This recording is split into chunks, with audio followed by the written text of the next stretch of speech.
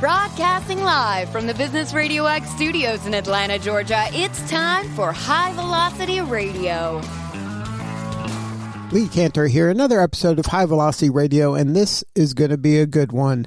Today on the show, we have John Ainsworth, and he is with Data Driven Marketing. Welcome, John. Thank you very much. Glad to be here. Well, I'm excited to learn what you're up to. Tell us a little bit about Data Driven Marketing. How are you serving folks? What we do is we work with course creators who've already built an audience online. That might be SEO traffic or a YouTube audience, something like that. And we help them convert people from in their audience to buying their courses. So how'd you get into this line of work? What drew you to this crowd? I used to work in fitness marketing. And what we found was that we'd fill up all of our clients. So we'd have kickboxing clubs or gyms or yoga classes, and we'd get them full and they wouldn't need us anymore. So I started looking, it kind of sucked, because they don't need you, they don't pay you anymore. So I started looking for clients who would have unlimited capacity. So if we did an amazing job, we couldn't fill them up. And we found course creators were just great to work with. They're experts in their field. They love to share. They tend to have built up an audience through years of sharing free content, but they're no good at the marketing funnel, email marketing side of it. So they're not making as much money as they deserve. So at what stage of a course creator do you typically work with? Is it somebody that maybe just left the corporate world and heard about this course creation kind of idea and said, hey, I can do that. And I have an audience of, me and my wife and, my friends, and I want to do this. Is that a prospect for you, or is it somebody who's already kind of been doing this for a minute? Yeah, it's someone who's been doing it for a little while. There's definitely a lot of people out there who work with people who are getting started, and there's some great ones. We don't. We work with people who tend to have been doing it for a few years. They've been sharing videos every day, every week on YouTube, or they've been writing blog posts for years to kind of build up that audience, and they've started making courses as well. And that's the kind of point that someone will tend to be a good fit for us. And then at what audience size is that point? Is it 100? Is it 1,000? Is it 10,000? We need someone to have an email list size of like 10 or 20,000 to be a really good kind of fit to work with us. Some of our clients have got a bit less than that. Some of them have got, hundreds of thousands. So in order to get that, they have to have an audience size, if it's on their website, of maybe like 30,000 visitors a month. If it's a YouTube channel, maybe they've got a few 100,000 views a month. That kind of scale is the kind of people we work with. Now, do you have any advice for the people who aren't ready for you yet, but would like to be? Is there some things they could be doing to build to get to that level?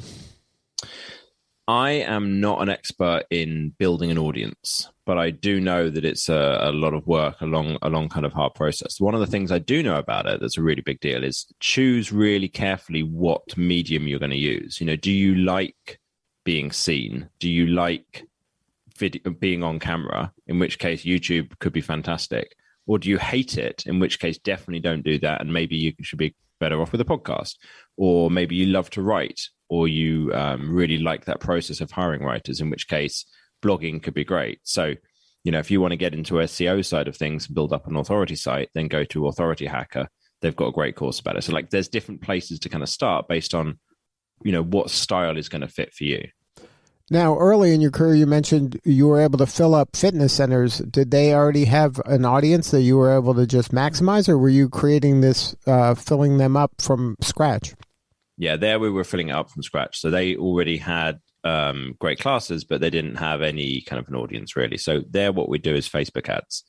And when you're running a local business, like an actual in-person, honest to God, somebody turns up in a specific place and something happens kind of business, Facebook ads in that area we found to be incredibly effective. So we could manage to fill up a kickboxing club, for example, with using Facebook ads, pointing people to make an inquiry, tended to be for their kids.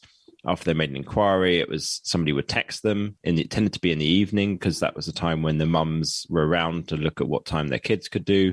Then they would get them to come in for a free session, and then from there they would sign up. So there it was like we're creating the whole thing from scratch. But it's more expensive nowadays with Facebook ads, especially for selling courses.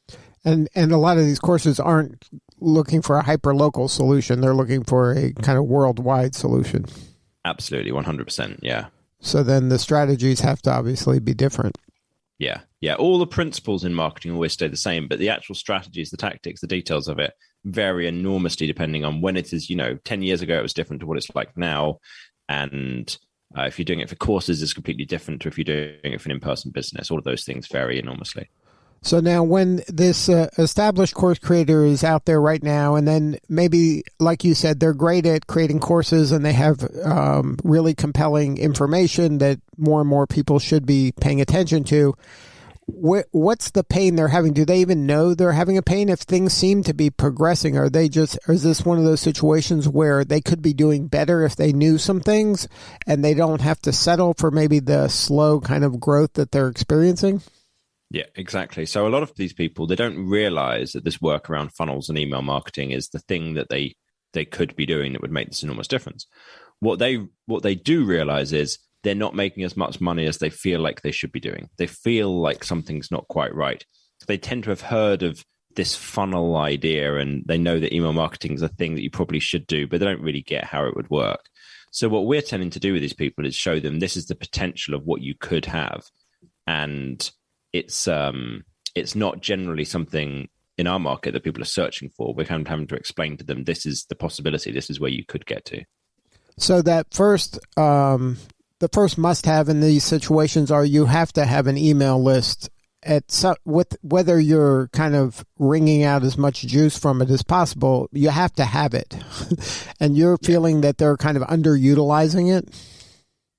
100% underutilizing it. Yeah. And generally, so we need people to have an email list. We will even help them to build it if they've got a big enough audience. So if they've got, let's say, a YouTube channel with a few 100,000 views a month, but they've never built an email list, we'll help them with that part. But the email list is where you make the money from these things. That's where the money's in the list. And it's a phrase that's been around for a long time, but not everybody really understands how true it is. And so what most people do is, even if they have a list, is they will send out a promotion 2 or 3 times a year.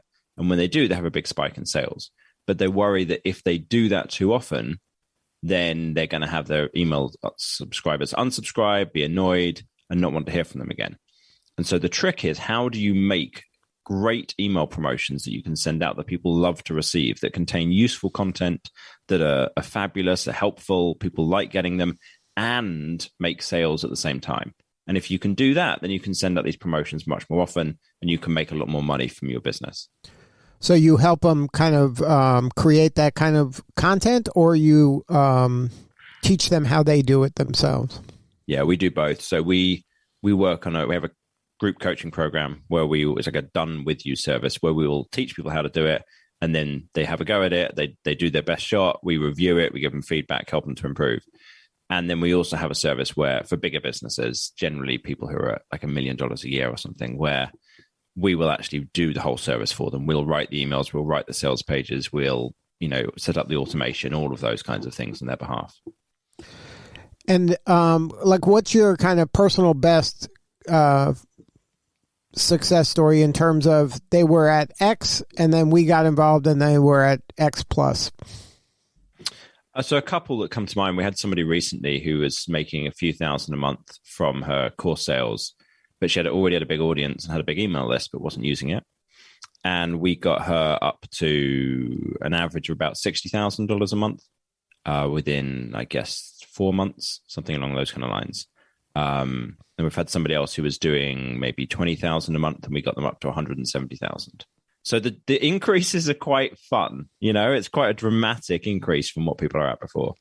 So it's just a matter sometimes of just kind of leveraging what you already have. Like, you already have what you need. You're just not communicating in an effective manner to get the most out of it.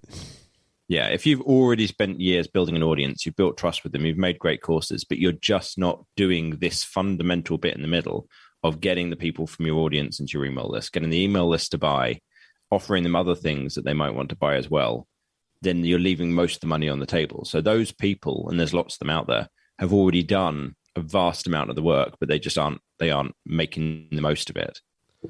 Now, are there, in these kind of funnel strategies, are there kind of some things you can teach the audience right now? Are there some must-dos? Is there some low-hanging fruit that anybody could do right now to kind of maximize the funnel that they already have at their disposal? 100%, absolutely. And this is true whether somebody is in e-commerce or they're selling courses or they're doing a software business. It even works to a certain extent in service businesses too. And that's to use two different tactics called order bumps and upsells. And I'm going to talk about it from a course point of view, but you can kind of translate this to work for other areas. So the order bump is a checkout page thing. So someone's on the checkout page, they're putting their credit card details in. And at that stage, you have a tick box on that page where someone can get something additional. So if you're selling somebody a course, a good one to have is an additional workbook that goes with the course. So let's say your course is $99. The workbook might be $37, something along those kinds of lines.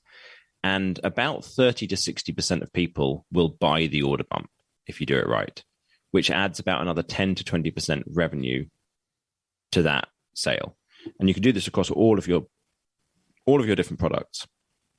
And therefore, you increase revenue of the whole business by 10 to 20% just from this one tactic, which is crazy, but it's true. And virtually nobody does this. It's built into almost all checkout software, but nobody uses it. And so this is just something, it's just literally one line of text. Yeah, like it might be 3 sentences, probably 3 sentences about the most you would need here. And what you're just saying is, this work, would you like to get the workbook that goes with this? It is on discount right now, 40% off if you buy it as a bundle with the course that you're getting.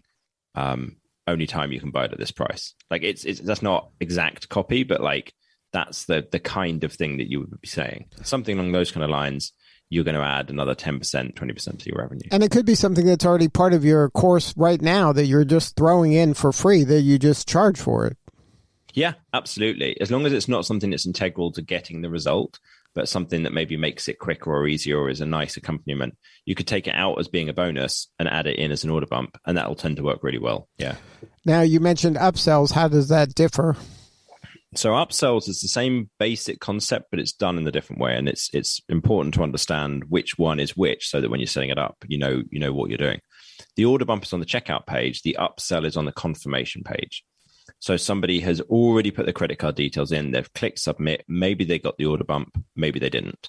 The next page that they see, that confirmation page, at the top of it, you'll say, your order has gone through. You're going to have a great time with this course. It's going to really help you to get the result that you're after. The next step after that is going to be X. So let's say they bought the beginner course. The next step is then the intermediate course. Would you like to get the intermediate course now as well?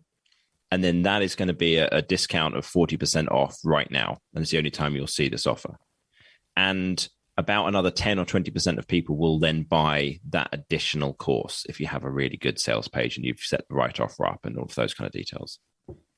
So then, so you're not selling them the workbook, you're selling them access to the next part of your roadmap for your customer journey. Yeah. If you're selling a membership and they've bought 1 month, you might sell them 3 months worth. If they've bought the basic course, you might sell them the intermediate one. If you've sold them a challenge that you do, then it might be buy 3 more challenges. It's like whatever the next logical step is after what they've already got. So now, as part of your service, it's not only just kind of maximizing the revenue that you can possibly get from what you have, but it's also increasing the amount of subscribers, because that's at the heart of this whole thing, right? And I think this is an important note for the listeners. Your email list, you want to capture as many emails so you can have a personal relationship with all your people. If you're leveraging a third-party app like Facebook or LinkedIn or one of those other places, YouTube even, the relationship isn't with you, really. I mean, it's kind of with you, but you got to move them off of that platform into your own in order to really kind of maximize the revenue you can make from these people. Yeah, 100%. Because if you just rely on Facebook, at some point, Facebook's going to change their algorithm. And you've seen that many times over the last 10 years. The reach that you used to have, you don't have anymore. You could get kicked off some platform. But also, email is where people make purchases from.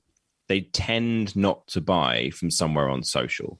So it's not like nobody does it, but it's a much lower percentage of people who will watch your YouTube video and then go buy something straight from that. But you can get them from the YouTube video onto your email list, the email list to the sales page and going to buy. And that converts much better.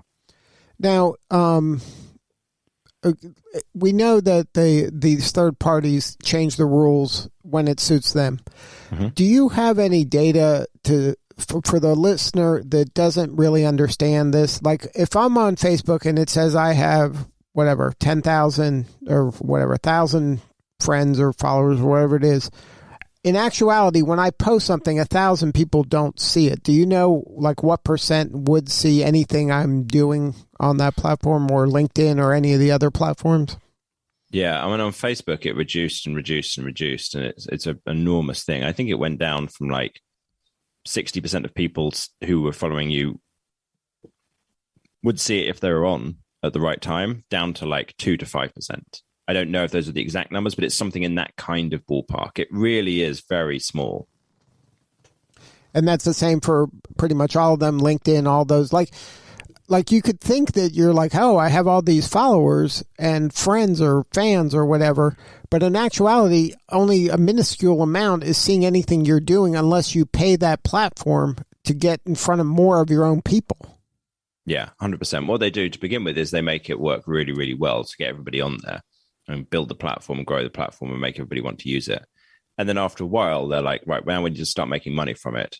And they reduce the amount of people who are going to see your content unless you pay for it. And I think that LinkedIn is not at the extreme that Facebook is at. And, different platforms are at different stages with this, but everybody is at, everybody gradually does go through that process. Right. It's one of those examples that if you're not paying for the service, then you are the product. Right. Yeah. So then they're going to make you pay at some point for access to the list that you built within that platform, unless you take it offline and take control of that yourself and then communicate to these people in the manner you want to, when you want to. Yeah. And the email list is the one that you own. It's like that belongs to you and not to Facebook and not to Google and not to Microsoft or anything like this. It's like that's yours, so you control that. And it's really, really important. I think it's critically important, and I think that's a misstep that a lot of entrepreneurs make by relying on this third party because they think they're killing it there, when in actuality, they can change the rules whenever they feel like it. Yeah. Yeah. 100%. I've had clients who lost massive Instagram followings over some kind of a mix-up, a mistake, what have you, and they had to start again from scratch. And now what obviously we do when we're working with them is make sure we get more of those people off onto their email list so that they have Instagram and they hear from them in email. Now, do you have any advice for people who want to increase the amount of email subscribers they have on their list? And I'm sure that this advice is good for anybody, no matter the size of their email list is today. Even if you have none, this kind of information could help them get more. So is there some advice you have like these? Okay, these are the top tips to get more email subscribers. Yeah, 100%. So what you want to have is some kind of a lead magnet. And the lead magnet is like a compelling offer that someone gets if they subscribe to your newsletter. And so it should be something that people can get value from very quickly. So one of the best ones that we've seen with any of our clients was a company called Paintable. And they teach people digital painting techniques. And what they gave away was some free brushes for in Photoshop. So if you downloaded it, you could just upload it into Photoshop. Now you've got the brushes. You can use them whenever you want. You don't have to read the ebook. You don't have to take the course to get the value. You get it immediately. So anything that you can come up with or anything that you've already got that is going to be useful and valuable to your potential subscribers, and they would want to subscribe to your newsletter and get that kind of resource. So that's the first step. Once you've got that, you want to promote that all over your website and all over social media. So let's say you've got a website that's got a decent amount of traffic coming through already. You'll put that lead magnet on the homepage and you'll put it on your blog pages. And if it's a long blog post, you'll put it top, middle, and bottom, and you'll put it in the sidebar as well. So you're putting it everywhere and saying to people, this is the next step to take. This is the thing that is going to be useful to you and is a reason why you should subscribe. And then you make a few different graphics that you would then put up on, let's say you've got an Instagram following. Every 10th post might be promoting that free resource that you've got, or maybe you've got a few free resources and you don't just use the same post each time to promote it, but have like different benefits or angles, what have you, and you make some graphics up about that as well. So put that just in lots of different places, have a great lead magnet, tell people about it, and point to it constantly. So if you do that on a regular basis, then you're going to build your list, and then maybe you'll get to the level where you can hire the data-driven marketing folks. Right, exactly, yeah. Now, the name of your company is Data-Driven Marketing. I'm sure that's on accident. How important is it to analyze the data that every website is kind of generating, and most people are probably not paying that much attention to it? Like, is there a way to use the data to really figure out what is my ideal customer? I might think it's this person, but the data is going to maybe tell a different story, and maybe I can use that data to help me communicate more effectively to the people that are resonating with my message. Yeah, there 100% is. It's not the simplest process to go through, but it's very important to understand this. So one of the things that we do, and you don't even have to do this from your website, it's a little easier to do it from your email list, is send out surveys to people. So surveys to customers and surveys to potential customers, and 2 different surveys we normally do. And what we're looking to do is understand them. What are their problems? What are their pain points? What are their desires? What is it that if they bought something, were they happy with it? What did they like about it? Did they tell other people about it? And ask all these different questions. And from that, we build something called a customer avatar. And a customer avatar is a simplified version of your ideal customer, of the person, the most typical customer that you have.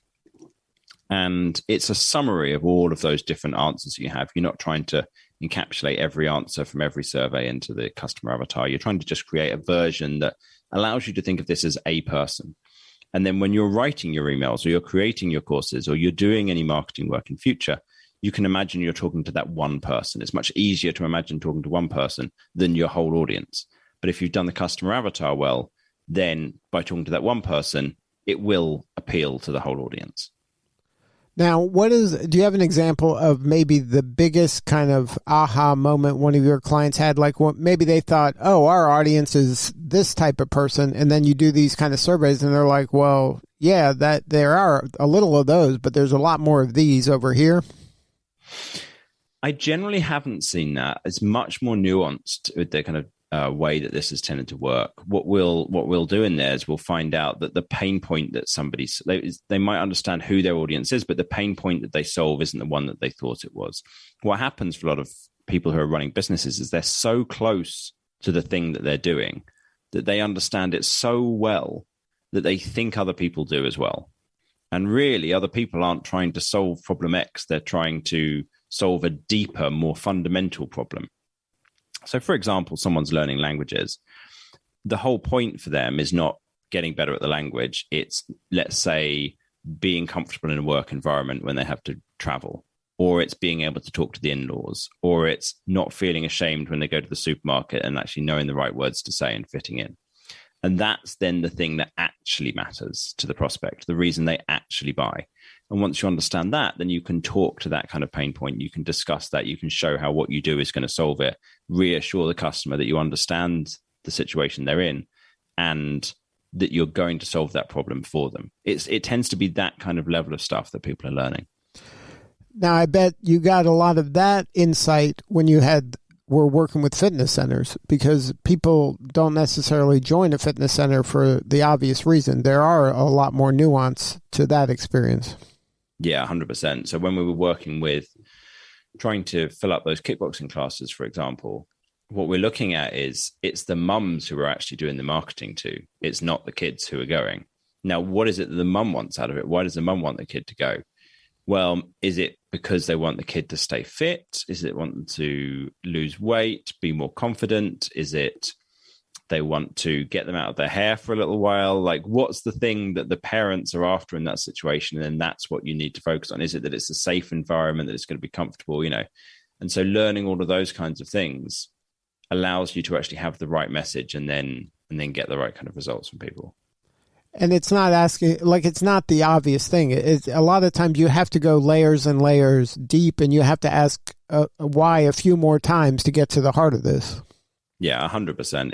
It's really all of the top level stuff matters, but you need all of the deeper levels as well. You know, one of the things that we found, I did work with getting cancer patients into physical activity. And what the technical reason, like from a doctor's point of view of why they should become more active, was because if they got more active after they had got cancer, they were more likely to do well through the treatment, through the surgery, and they were more likely to prevent the cancer from coming back. But you couldn't use that in your marketing for it. Because if you said to people, if you do physical activity, it's a chance of it stopping the cancer from coming back, then people interpreted that as, if I don't do it, then it's my fault if the cancer comes back. And so it had a really negative kind of PR effect. So you couldn't say these things. So instead, what you had to do was you had to talk about the fact it was going to make you feel better and give you more energy and some of the slightly lighter things. But you also couldn't talk to people about doing it during treatment, even though that was a time when it was vitally important that people were active, because everyone's so tired during cancer treatment that they refused and they wouldn't listen, they wouldn't hear it. So we would have to write to them 2 months after treatment finished and tell them we had some free support for them to come and get active. So all of these little nuances and details about like what actually is going to work for your audience, super important to understand so that you can talk to them in the right way. Well, if somebody wants to learn more, have a more substantive conversation with you or somebody on your team, what's the website? So the best place to go is courseprofitreport.com. And there's a form there and you fill in a few quick questions. And what we'll do is we'll figure out for you a personalized plan for your course business. We'll figure out how much extra revenue you could make, what step to work on first. We'll send you training on how to do it. We'll do a Loom video where we talk you through the whole plan. So it's not an automated thing. Someone from my team will go through and actually do that for you. It's totally free. And then if you look like you're a good fit to work with us, if you have the right kind of business and the right amount of traffic, etc., then we'll drop you an email to say, let's jump on a call and we can talk it through some more. And our whole service is based on only paid based on results. So we're quite picky about who we'll work with to make sure they've got the right kind of audience. Well, congratulations on all the success. And thank you so much for sharing your story today. Oh, thank you very much for having me on. I really appreciate it. All right. This is Lee Cantor. We'll see you all next time on High Velocity Radio.